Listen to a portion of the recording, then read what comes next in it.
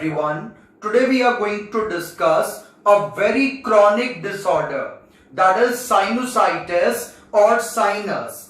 तो एक बहुत ही कॉमन सी बीमारी है जिसको हम साइनोसाइटिस या साइनस कहते हैं इन कॉमन लैंग्वेज।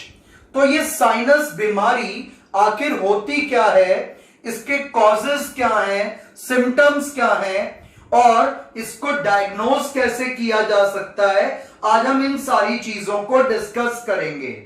अगर हम रिपोर्ट्स की बात करें तो इंडिया में हर 8 में से एक व्यक्ति को इस बीमारी होने के चांसेस बने रहते हैं। और इस डिजीज के अंदर होता क्या है, वैसे तो आप ये डिजीज अपने एमबीबीएस के कोर्स में समझेंगे क्योंकि ये 11th या 12th लेवल पर डिस्कशन इसका नहीं है और इस डिजीज को एमबीबीएस में पढ़ाया जाता है। तो इस डिजीज के बेसिक्स आपको मैं यहां पर आज समझाने वाला हूं। So let's discuss. होता क्या है कि हमारे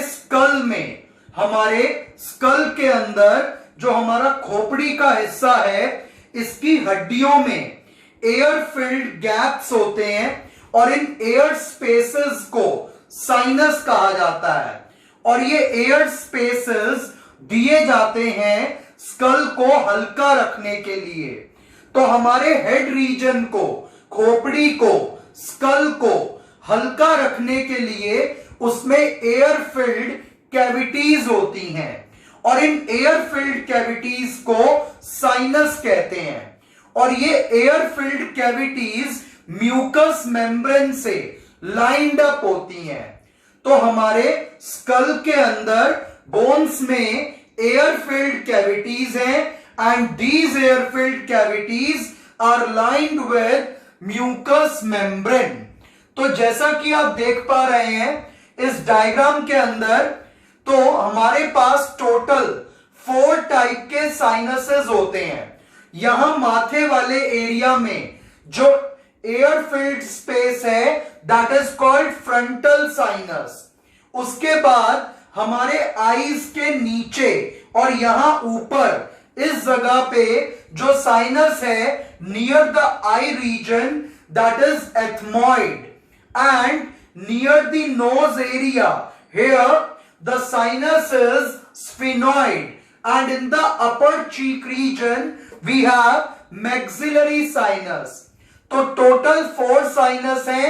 आईज के पास जो आएगा दैट इज एथमॉइड और फोरहेड पे जो आएगा that is frontal, near the nose that is sphenoid and in the upper cheek region we have maxillary. तो ये हमारे पास 4 टाइप के एयर फिल्ड स्पेसेस हैं और इन एयर फिल्ड स्पेसेस के अंदर यहां पे म्यूकस मेम्ब्रेन भी रहती है। तो ये म्यूकस मेम्ब्रेन आपको इसमें मिलेगी और ये म्यूकस मेम्ब्रेन म्यूकस प्रोड्यूस करती है। तो म्यूकस एक वाटरी फ्लूइड होता है जो काफी चिपचिपा रहता है और इसका म्यूकस का काम यहां पर बैक्टीरिया, वायरस और इन्फेक्टिव पार्टिकल्स को कैप्चर करने का है।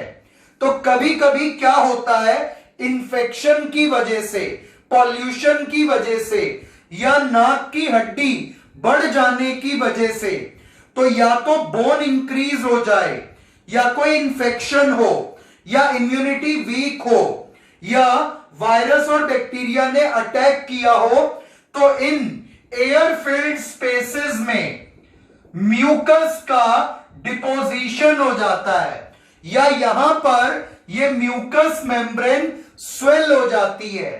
तो यहां पर स्वेलिंग आ जाए या म्यूकस का डिपोजिशन हो जाए, तो एक्सेस म्यूकस इन कैविटीज में अगर डिपॉजिट हो जाए तो म्यूकस के डिपोजिशन से, स्वेलिंग से, हड्डी के बढ़ जाने से, इन्फेक्शन से ये एयर फिल्ड स्पेसेस ब्लॉक होने लगती हैं और इनके ब्लॉक होने से सांस लेने में दिक्कत आने लगेगी। तो अगर हम बात करें तो ये तो इसका बेसिक फंडामेंटल था कि ये हुआ कैसे। तो हमारे पास टोटल 4 साइनस थे, टोटल 4 एयर कैविटीज थी। इन कैविटीज में म्यूकस मेम्ब्रेन थी, और अगर बाई चांस यहां पर कोई इंफेक्शन हो जाए तो इंफेक्शन की वजह से यहां पे एक्सेस म्यूकस डिपॉजिट हो जाएगा, और ये हवा वाली, एयर वाली कैविटीज ये सील हो जाएंगी। और अगर ये सील अप हो गई तो सांस लेने में दिक्कत होगी, और यहां पर बैक्टीरिया और वायरस भी पनपने लगेंगे, जिस वजह से आपका रेस्पिरेटरी पैसेज में ब्लॉकेज होगी, नाक में भारीपन महसूस होगा, सिर में दर्द होने लगेगा। तो इस टाइप के सिम्टम्स जनरेट होने लगेंगे अगर ये एयर कैविटीज में म्यूकस की वजह से ब्लॉकेज आने लग जाए तो। और ब्लॉकेज आता क्यों है, इसके कॉजेज क्या क्या हैं? तो अगर हम इसके कॉजेज की बात करें तो इस डिजीज का जो मेन कॉज है that is infection, pollution, increase of bone. तो ये 3 मेन कॉज रहते हैं इस डिजीज के। या तो कोई वायरल या बैक्टीरियल इंफेक्शन होगा, जैसे कि स्ट्रेप्टोकोकस, निमोनिया बैक्टीरिया, या हीमोफिलस इन्फ्लुएंजा बैक्टीरिया, या राइनो वायरस, कोरोना वायरस। इस टाइप के वायरस भी इस डिजीज को कॉज कर सकते हैं। उसके अलावा डिफरेंट टाइप के डस्ट पार्टिकल्स, स्मोग, या फिर अगर हम बात करें तो पॉलन ग्रेन्स, ये सब चीजें भी इस डिजीज को कॉज कर सकती हैं।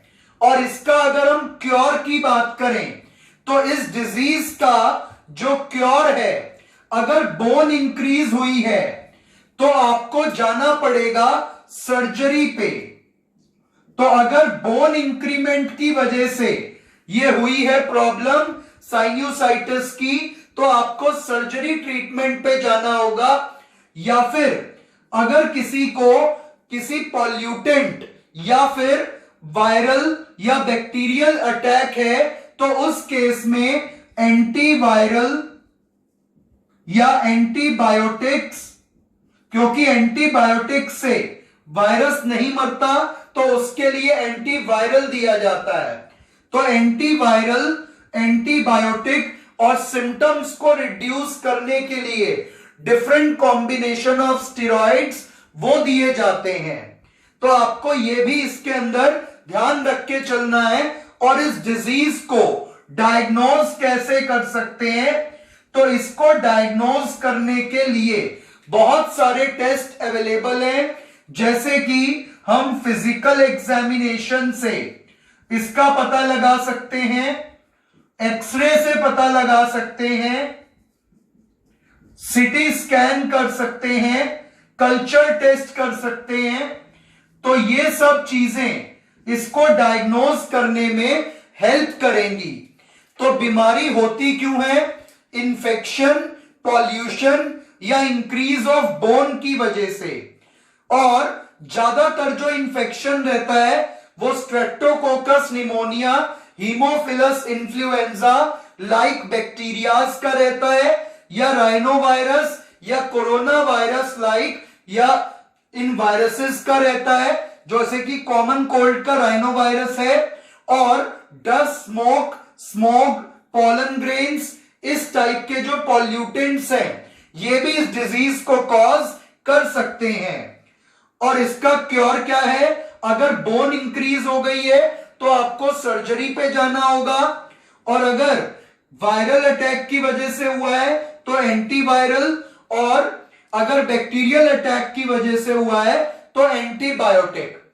और अगर हम बात करें तो इस डिजीज को हम 4 कैटेगरीज में डिवाइड करते हैं, on the basis of number 1, अगर ये डिजीज बहुत कम दिनों के लिए रहे, 10 to 30 डेज में ये क्योर हो जाए, तो ये जनरल कैटेगरी में आ जाती है, which is known as acute sinus, और स्मॉल टाइम के लिए अराइज हुई प्रॉब्लम।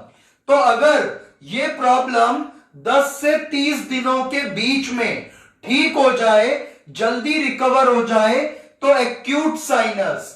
और अगर ये बहुत ज्यादा समय ले ले, जैसे कि मोर देन 4 months, तो ये है क्रॉनिक साइनस। और एक होता है deviated sinus, which means sinus in one part. या तो इन सब में हो रहा है तो एक अलग बात है, बट अगर सिर्फ एक पर्टिकुलर रीजन में हुआ, लाइक खाली फ्रंटल एरिया में प्रॉब्लम आई है, तो तब उसको कहेंगे deviated sinus. And last is hay sinus, which is also known as allergic sinus.